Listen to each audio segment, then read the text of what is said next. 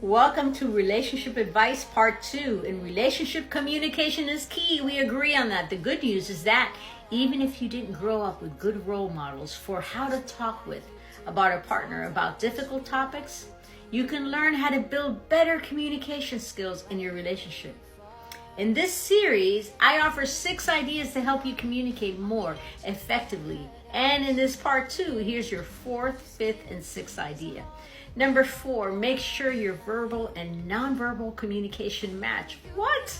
Yeah, we've all had that experience of talking to someone who is not congruent.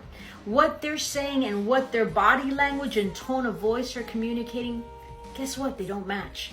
Research suggests that about 80% of what's communicated in an interaction is nonverbal, and that we prioritize nonverbal messages over verbal messages when they conflict. What? Yes. As humans, we're finely attuned to nonverbal cues from others. One important difference between verbal words and nonverbal cues is that cues don't require us to actively think about them. Sometimes we're not even aware we're reading nonverbal cues because we understand them intuitively. If you have a tendency to communicate in ways in which your verbal and nonverbal cues don't match, listen up. You can develop the skill of saying something like, "I'm not sure how I'm feeling right now. I should probably figure that out before we talk about it." Or, "I'm upset, but not quite ready to talk about it yet." Well, this would confirm for your partner that something is going on with you, but also gives you space to figure out what it is and how you'd like to approach it with them. Number 5, practice the art of listening. During difficult conversations, try to give your partner the gift of your full attention. Make an effort to eliminate distractions while you're having a conversation. Putting your full attention on what your partner is communicating to you also helps minimize the likelihood of, guess what, misunderstandings. If you notice that you're rehearsing, debating what to say or think, you know what that person is saying, great. Guess what? You've become aware that you've stopped listening.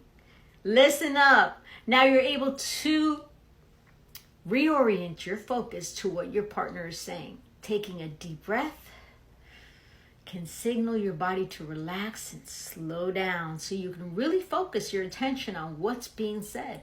And try to check in with your partner to see if you're understanding your partner correctly is a way of communicating openness and a desire to understand their thoughts and feelings.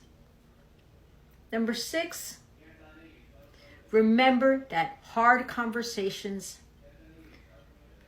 aren't one and done. It's just not. It can be difficult to stay in the mindset that acknowledges that hard topics require multiple conversations, but they do. This is especially true if it is anchored in a conflict that is long-standing. One thing that might help is to remember that talking through hard issues is the key to having fulfilling relationships.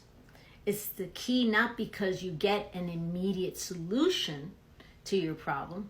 It's a key because the process of working through difficult issues helps you both develop as communicators, learn how to trust each other, and grow together in your relationship in ways that you would never imagine when you first got together. Try to frame all your conversations as, what can we do differently to solve this problem together?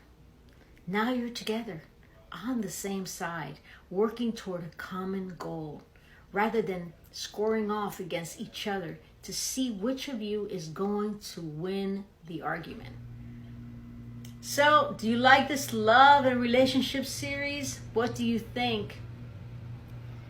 Comment below, share it with someone that you love. You know what? We are always learning. And yes, we have coaches like myself that love to help because love is where it's at. Make sure you follow Love and Light.